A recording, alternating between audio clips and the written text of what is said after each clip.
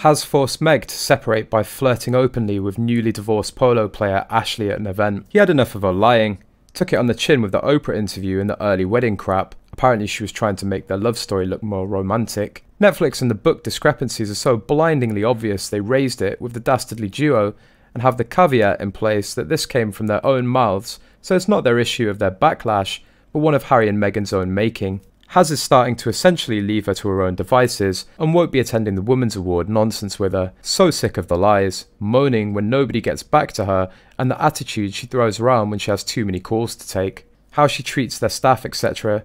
And is no rush to be at home at any given time. Arguments have gone from screaming matches to low volume pure anger, and they're closer to divorce than ever before. Also, flirting openly with newly divorced polo player at an event. A month ago, Harry participated in a polo match in Colorado without Meghan Markle, who stayed home to look after her young children Archie and Lilibet. On that occasion, the prince posed with his team for official photos, embracing the only player. It seems that the confidential gesture was not much appreciated by his wife.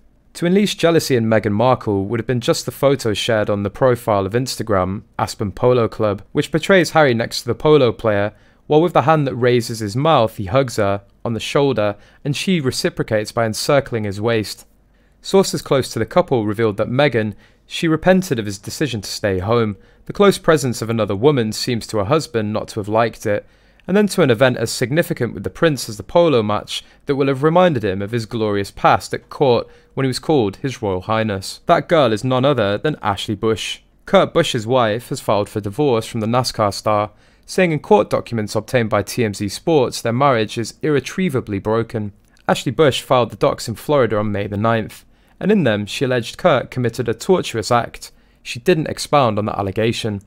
Ashley also wrote in the docs that the 43-year-old driver demanded she leave the family home by the first week of June. Ashley noted in the documents that the couple, which doesn't have any kids together, did have a prenup. Believes Harry had it moved today after the Prince of Wales, but has left a few days before San Francisco's summit and no hurry to get home. He's not going to Indianapolis as it's too distracting. He's been mad since back from the UK. She's the reason that he wasn't on a flight with the Wessexes and the Yorks to Scotland the day the Queen died. Meg tried the usual gaslighting techniques, so he thought that it was his fault but didn't buy it. Once back, Meg wanted edits to book and Netflix to include edits re the death of the Queen. Harry and Netflix and Penguin all agreed edits would make proper ending to both. But once editing Meg wanted more edits, she doesn't listen. She continues to tell lies in the podcast. The Duke has distanced himself from the podcast, but when confronted with the book and the Netflix documentaries, Harry exploded. One source said, doesn't know how to divorce but seems closer than ever, as at a recent polo event, Harry was seen flirting with recently divorced polo player. Sources say it's no real facts,